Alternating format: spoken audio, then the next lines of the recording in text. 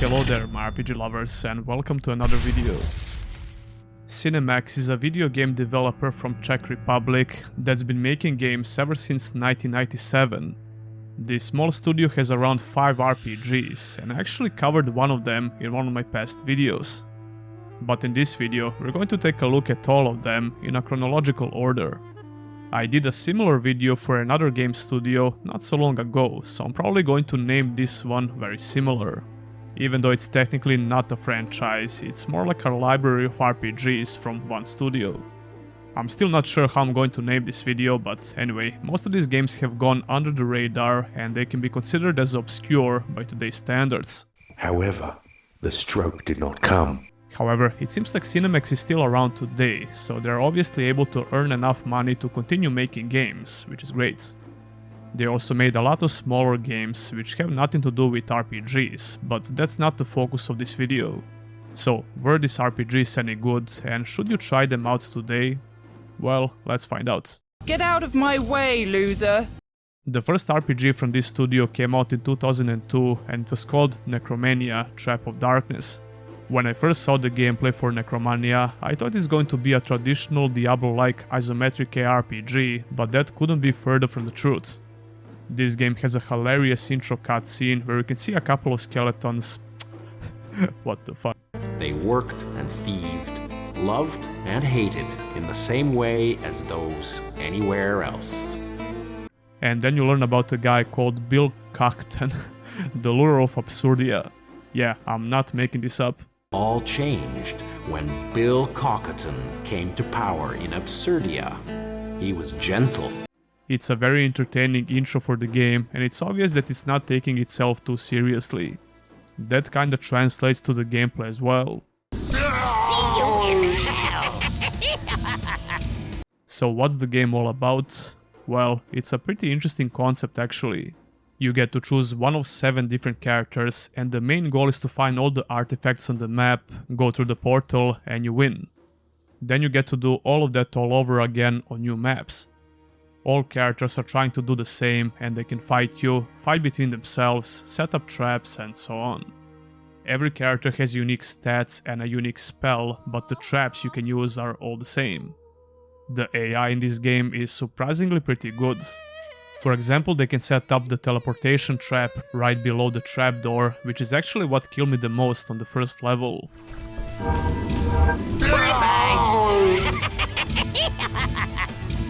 And just in general, the AI is pretty good and you can easily lose the game, even on the medium difficulty. What I really didn't like about the fundamental mechanics of this game is how the health and mana works. This single bar is your health and mana, and it's used for using traps and abilities. So you're basically losing health each time you use a trap or the unique character ability. You can regenerate your health and mana by standing in these enchanted rings or whatever they are. NPCs are smart enough to do the same sometimes. You get this fast forward ability with all characters, which allow you to move very fast for a second, at the cost of your health of course.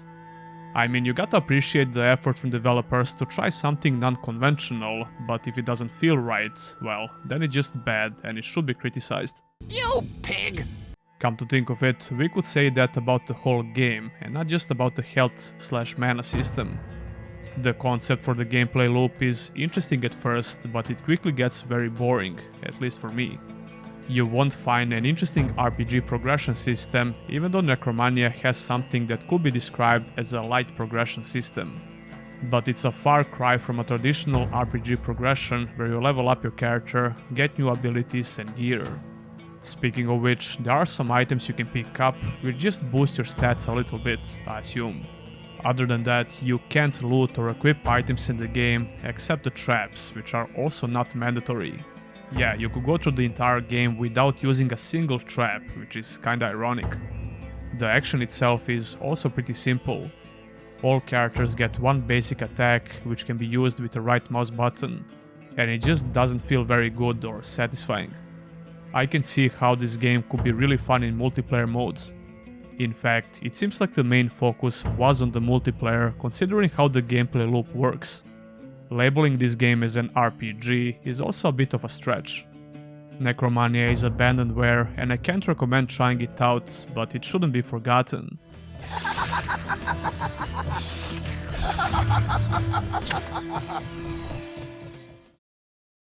The next RPG from this studio came out in 2005 and it was called Daemonica. I already covered this game not so long ago in one of my videos, so here's what I had to say about it. Daemonica is an action-adventure game with RPG elements released in 2005 for PC. This is quite possibly one of the most obscure games that I ever covered in this series.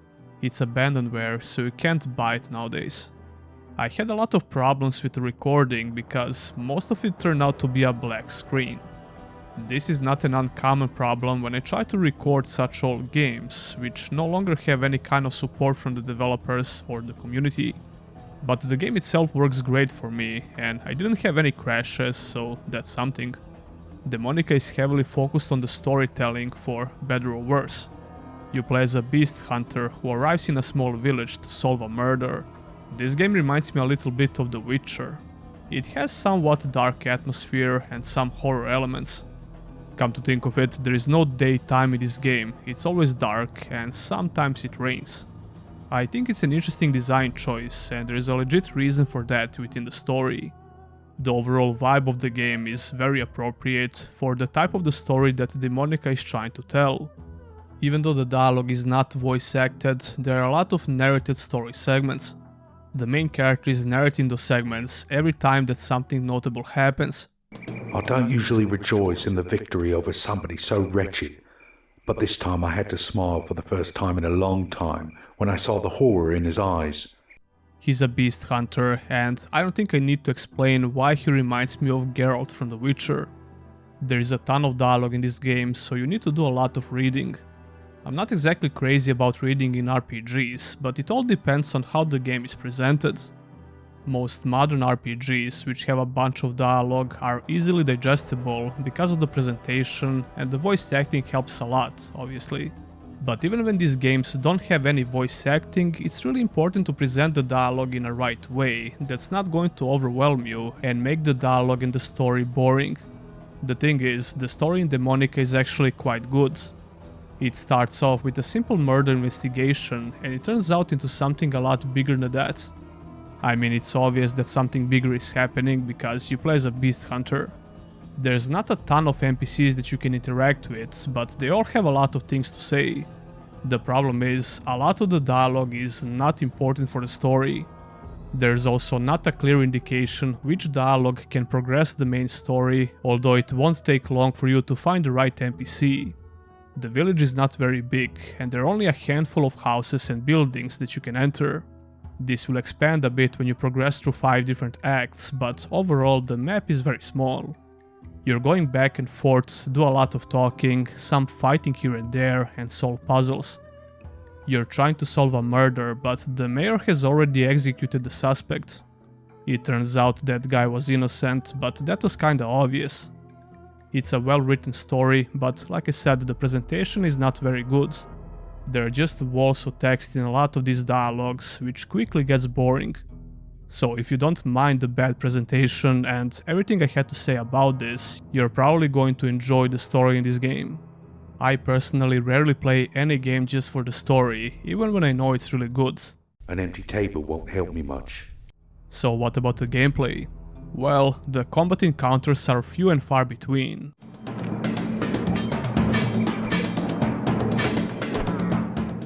It's very easy to forget about the fighting system altogether because the game is so hyper-focused on the dialogue and the story.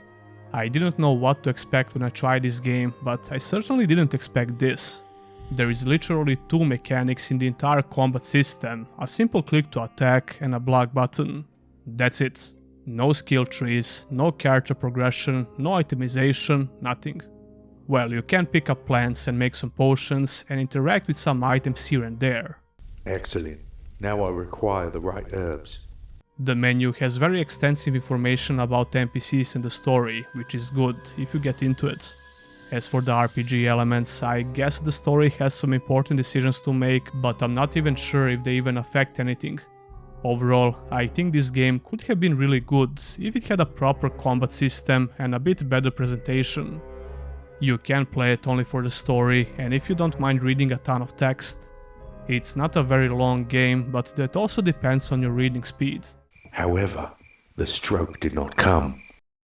4 years after Daemonica, Cinemax developed and published another RPG. But this time around, they tried their luck with a proper isometric action RPG called The Inquisitor. Well, at least I thought so, because when I watched some of the gameplay footage, The Inquisitor reminded me of older ARPGs like Diablo 2, Divine Divinity, Sacred, and so on. However, even though this game has a lot more RPG elements compared to Daemonica, it's still heavily focused on storytelling. I was really excited to try this game out because I heard some nice things about it and some bad things as well. The reception for this game was okay in general, but when you start reading the reviews on GOG, Steam or Metacritic, you realize that people either love it or hate it with a burning passion. After playing the game for a while, I can totally understand both sides. Unfortunately, I was really disappointed with the game, and that's kinda my fault, I guess. I had much higher expectations for the Inquisitor, especially when it comes to the gameplay mechanics. I expected a game similar to Daemonica, just with a better gameplay, but that wasn't the case. The story in Inquisitor is even better than Daemonica, but the gameplay is somehow even worse, despite all the RPG elements that were added.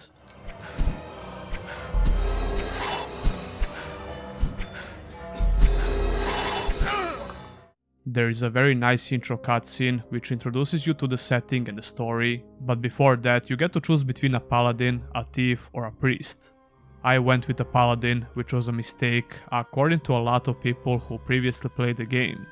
And you know it's never a good sign when players are telling you to avoid playing a certain class, especially if there are only 3 classes in total. Anyway, there is a basic character creation menu, along with a nice amount of RPG mechanics, which kinda got me excited to play the game. If the title of the game wasn't obvious enough, you are the Inquisitor. You need to fight against heresy and punish the heretics throughout the course of the main quest. You arrive at the town of Hillbrand to investigate the murder of a local merchant. First of all, let's get one thing straight. If you expect to experience an action RPG like Diablo, Sacred, Divine Divinity or something similar, you're going to be utterly disappointed. On the bright side, the story and the lore of this game are very, very good. The writing caught me by surprise, even though it shouldn't because Daemonica had some pretty good writing as well. The Inquisitor has even better writing and more interesting story, but it has the same problem like Daemonica. The presentation is just terrible and you're going to constantly read walls of text. If you don't have a problem with that and you're looking to experience a good story, then sure, I would even recommend trying this game out. Just make sure to play it on easy, select the priest class and possibly watch some guides. I would need to be in a very specific mood to tolerate this amount of written text in a game, and even then I would probably read a book instead or watch a movie. Listen, I'm a very gameplay-oriented gamer, as you probably know if you watch my videos. Speaking of which, the gameplay is just simply terrible, and there is no point of talking around it. Look, if you watch my videos, you know I have a high tolerance for janky gameplay in RPGs, but even I have my limits, okay? And to call the gameplay in Inquisitor janky would be a huge understatement. Moving your character around the map feels awful for a couple of reasons. The animations for moving around are pretty bad, and the stamina system just makes it even worse. Yeah, you have a stamina system which is used for pretty much all actions in the game. There are running and walking animations, and if I understood correctly, your stamina won't regenerate when you run. It only regenerates if you stand still or use some potions. But you can barely tell if your character is running or walking unless you're watching the stamina pool. This is one of the most unnecessary stamina system in a game that I ever experienced.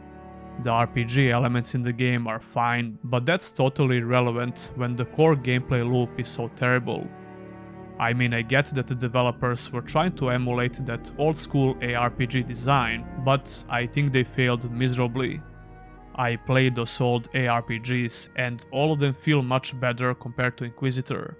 There is one thing that Inquisitor managed to do exceptionally well, which would be the artistic style.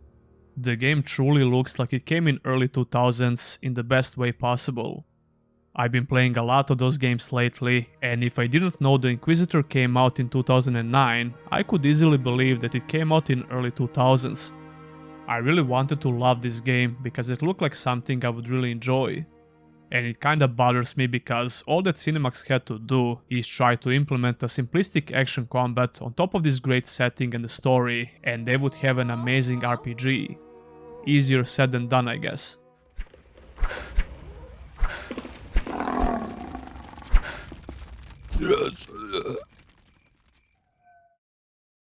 Only a year after the Inquisitor, Cinemax would release a brand new RPG.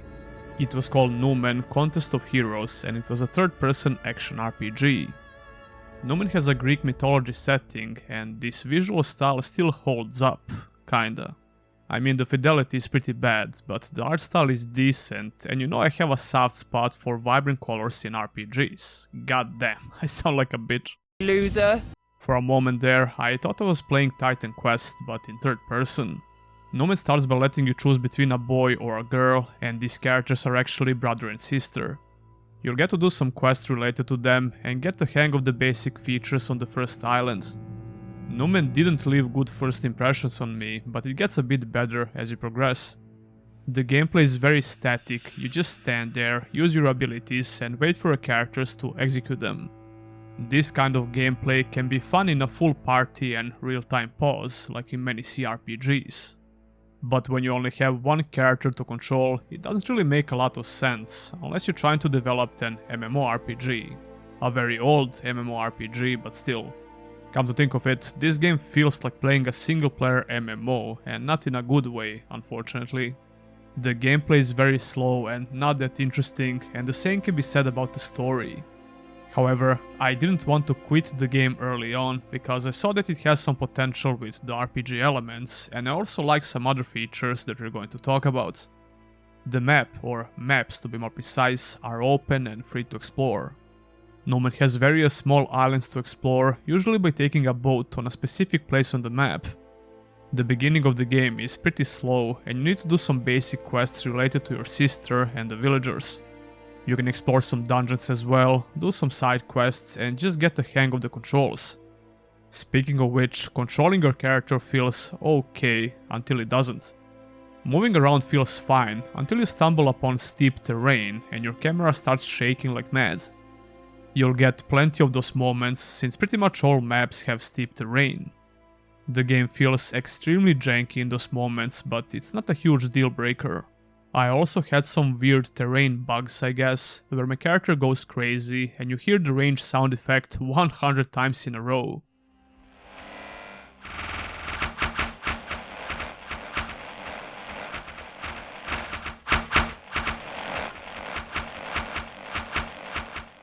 Enemies drop a lot of items to pick up, and they have level, attribute and gender requirements. You might notice that some of these items can only be equipped by a child, and if you didn't pay attention, you start the game as one. However, you won't spend the entire game by playing as a small child, which will probably disappoint some of the lolly fans out there.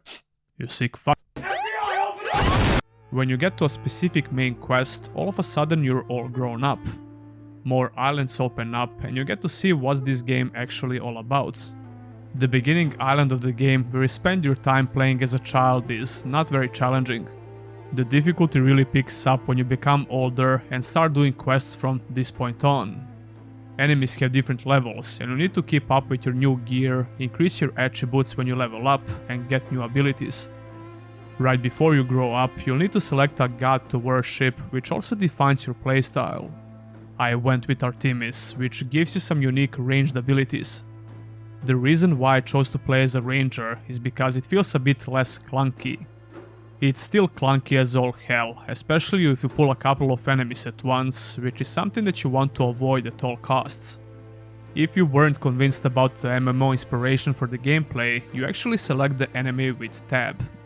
And if you're not familiar with MMOs, there is a thing called tab targeting, which most older MMOs used, like World of Warcraft. So yeah, I'm pretty sure that Cinemax was heavily inspired by MMOs for some reason. Anyway, there is a reason why the game is called Contest of Heroes. Once you get to the island of Makatar, you learn about 9 other heroes who are worshipping different gods. You can challenge these heroes in arena, but they're not that easy to beat. You need to do more quests, kill enemies and level up your character before you can even think to take them down in arena. The more quests you do and the more monsters you kill earns you more influence for a specific god you worship, which unlocks more abilities you can learn. I was looking forward to equipping some powerful gear I found, which requires a higher level. Although I can say the same for most RPGs with this particular system, it's nothing special in Numen. Oh yeah, even the icons for the gear look exactly like in World of Warcraft, which I actually like. The game gets a bit better after about 5 hours, but the gameplay is just way too slow and devoid of fun, pretty much. Using your abilities also feels very sluggish, and I'm never sure when I actually selected the ability I wanna cast. It's a shame, because if they managed to improve the combat in this game, I could see myself investing a lot of hours into this game. Some of the features, like growing up, reminds me of Fable a little bit. And exploring these various islands was not that bad, despite the janky camera. Overall, it's a hard game to recommend, even for €8 on Steam.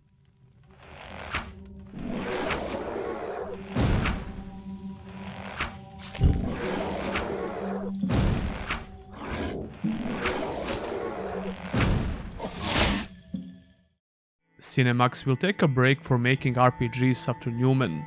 They released a bunch of smaller games on Nintendo DS and mobile platforms. And only in 2014 we got to see another and final RPG from Cinemax. That game was called The Keep.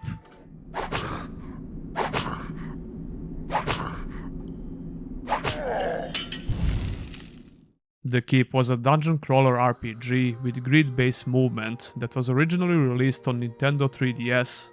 3 years after that, in 2017, we got to see the game on Steam, which is the version that I've been playing. There isn't a lot to say about this game, because it's very simplistic. Once again, Cinemax tries to bring back the old-school feel of another RPG subgenre with moderate success. The Keep is a decent game, but I would rather play other dungeon crawler RPGs like Legend of Grimlock, Vaporum, or even Dungeons of Sundaria before I would even consider playing The Keep. Anyway, you start the game with a tutorial, which teaches you about the basic mechanics. If you're not familiar with these types of RPGs, your movement is limited within a square grid, but the gameplay happens in real time. You use your mouse to pick up items, activate things on the map and solve puzzles, throw items and fight enemies. Speaking of combat, it's quite decent for a 3DS game. You need to swipe your mouse in different directions for a melee attack, but the magic seems way more interesting in this game. In order for magic to work, you need to collect different runes, which need to be placed in the right order, then you need to swipe them in order to cast a spell. The level design is full of puzzles that you have to solve by using the mechanics we already mentioned. You also need to find a lot of keys on the map and use them on appropriate doors, there are traps to avoid and secrets to find. You can also find different items to equip on your character. Overall, I like how the gameplay works in The Keep, but it's very simplistic for a PC RPG. The PC port also has some slight technical issues, and I had some frame drops here and there, but that's not a huge issue. There is a story as well, but it's like whatever. You need to stop the evil wizard who abducted the children from the village and blah blah blah. Just good old-fashioned stupidity. Like I said before, I only recommend playing this game if you already played and completed similar dungeon crawlers and you have nothing else to scratch that itch. Overall, The Keep is a decent game, but it's almost not worth mentioning.